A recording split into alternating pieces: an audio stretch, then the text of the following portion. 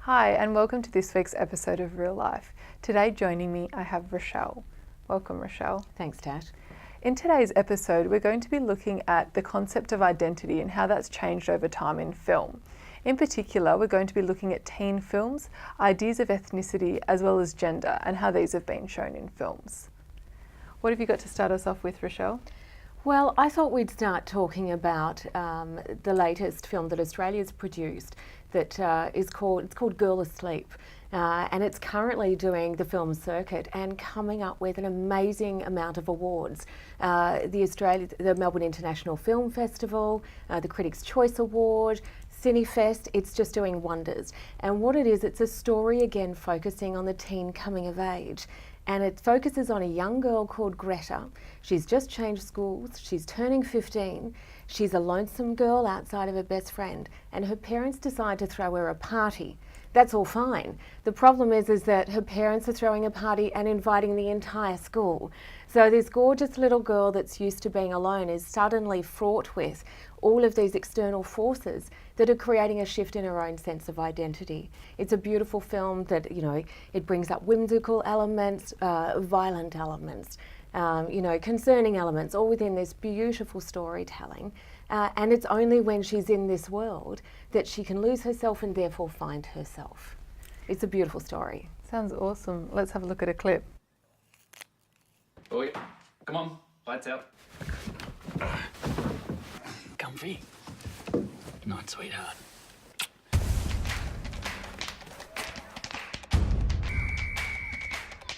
We like you, new girl.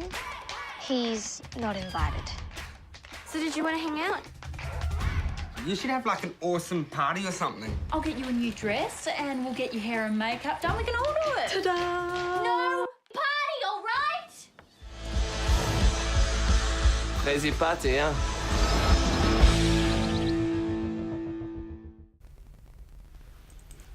What that film reminds me of is another coming-of-age film that came out in the last few years, The Perks of Being a Wallflower. And what was interesting about that film is it was one teen film that kind of looked at the less imperfect time of that age, because a lot of films prior to that had kind of made it seem like the glory years or the ugly duckling and you always turned into a beautiful swan, and didn't really look at those gritty elements. Yeah. Growing up, were there any particular films that you looked at or kind of felt represented you in the teen? There was a film that was made back in *85, and it was called The Breakfast Club, and it's since become a cult classic. The Breakfast Club was a story about 5 teen students that were all given detention together on a Saturday. What's really interesting is that these 5 teenagers all reflect a different stereotype.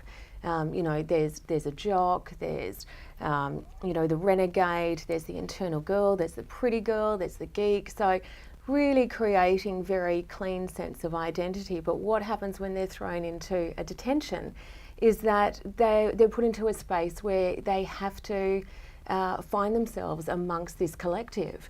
So there's lots of arguing, there's lots of laughing, there's lots of engaging and testing the waters on ideas that teenagers are concerned about the first kiss, have you had sex, have you smoked dope? So all these wonderful ideas that are coming up and being presented in very stereotypical fashion. But it had a great impact on me because not only did it give you, a variety of different ideas of a teenager's journey, but it also allowed it all to be very inclusive. It allowed you to not feel like you were so isolated and alone. And I think that's the beauty of films like this. Was there anything for you? Yeah, there was for me. It was Looking for Ella Brandy, and I think it was an Australian film. It was set in Sydney, so in that sense it was incredibly familiar. And also it dealt with a young girl who came from an Italian family, and I came from a Greek family, and I'd never seen anything like that on the screen before. The other thing about that was that she came from, what was a broken family, and there was guilt and there was secrets, and once again it kind of broke down that Hollywood ideal that we have seen before. So should we take a look at a clip? Let's have a look.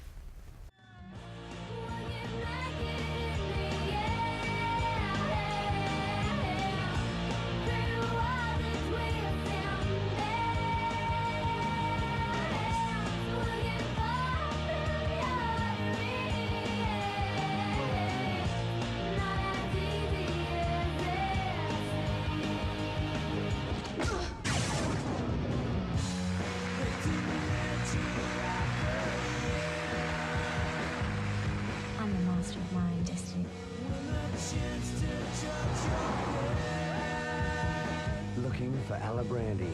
I'm going home with the wrong guy. I'm going home in a panel van.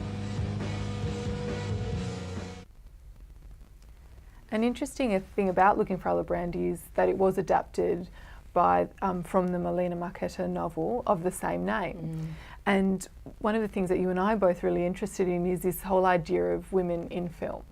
So we've got some facts here. So only 22% of women are portrayed as protagonists in film. So that's just over a fifth. Yeah. And only a third of women in film seem to have a speaking role.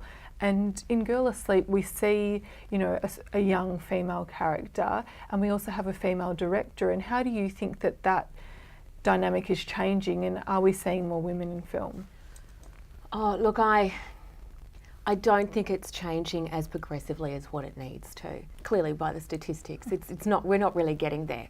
I think what we're predominantly seeing is a lot of female directors and writers and producers coming up in the indie film area, but not quite in the commercial area. And again, of course, it's different across, you know, Australian films through to American films to European films. There's a different culture, there's a different set of rules that go on, a different ideology around the arts. In Australia, we don't have such a large industry. It's quite a small industry, and a part of that is because we don't have the extra funding that goes into it.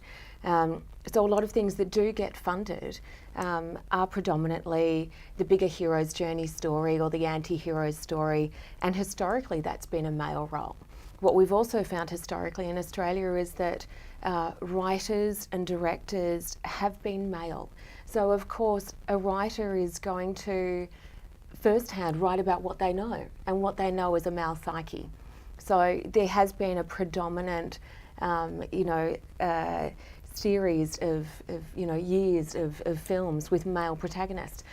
Certainly women are coming up, and now that there are awards that and funding that's available specifically to encourage more filmmakers, more female writers, more female producers, we are starting to see a little bit more diversity, but I really think there's a long way to go, because there are amazing stories to be told leading in with a female protagonist. I think it's something we really need to build on here in Australia. I know that America, for example, is looking at policy reform in terms of gender, you know, equal gender within the roles of who's doing what in American film. And not only gender, they're also looking at identity, a cultural identity. So I think, you know, it's only you know, time until Australia actually jumps on that bandwagon and we're able to really start encouraging and endorsing a broader range of stories, because we have wonderful stories here to tell, and you know, hopefully we won't just keep missing the gap. And speaking of wonderful stories to tell, obviously we have a rich Indigenous culture here in Australia, and we've started to see lately more films and even TV shows dealing with those topics. So, you know, Channel 7 just had that new show, The Secret Daughter, and kind of bringing into mainstream culture these alternate stories such as the Sapphires and whatnot. It's a very fine line, because even with the female directors and encouragement through awards, you don't want to trivialise or make novel, I guess, like, oh look, there's a woman director, let's give her an award and make it that other. Yes. Do you think that we're succeeding in genuinely telling stories that people are interested in hearing when it comes to the diversity of cultures in Australia? I think where we're succeeding is in a very small arena, and it's because it's being led by, as we just discussed, specific awards or specific support for, you know, an Indigenous filmmaker who produced, you know, Samson and Delilah is a beautiful example. So it's, you know, a story of two young teens and their, you know, their journey through love, through self exploration, through their you know, their heritage, through their dream time, through dealing with homelessness, with drugs, with, you know, sniffing of petrol, with their community. But this story could only be told because there was funding that was available for Indigenous filmmakers, and this was a magnificent piece of work that came out of it, and it's internationally recognised. Look, we are starting to see shift in terms of television is starting to show where there is diversity. If we look at, you know, a number of years ago we were presenting Redfern Now, you know, telling gritty stories of Redfern with Indigenous and what's going on in their smaller communities, on the streets, some wonderful stories being told, you know, and again, thanks to AVC for supporting those wonderful stories. You know, we've also seen it on the recent Clever Man, which has been, you know, a piece that's using Indigenous Dreamtime, also with a level of fantasy, and bringing in some science fiction. So there's, you know, wonderful level at which we're able to bring it to a wider audience, to be able to celebrate the diversity of Australian culture. But I think, again, we need to just create more seed funding for all of this, more support for the artists and for the diversity of the artists that are able to create this work. And then we'll be able to see a great shift in the culture of Australian film and television. It's definitely a very exciting time for Australian film. It is. Shall we throw it to a clip of Samson and Delilah? Just before we wrap up, let's have a look. Sure.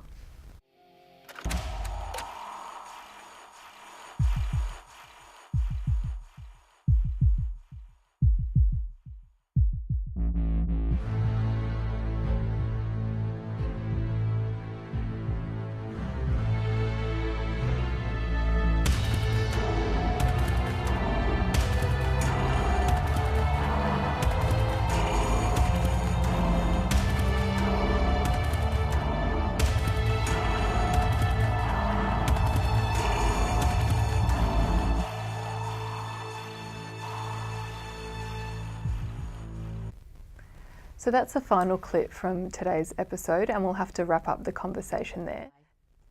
Thank you so much for joining us on Real Life. A big thank you to Rochelle McHugh. I'm Natasha Stemos. Goodbye. Goodbye.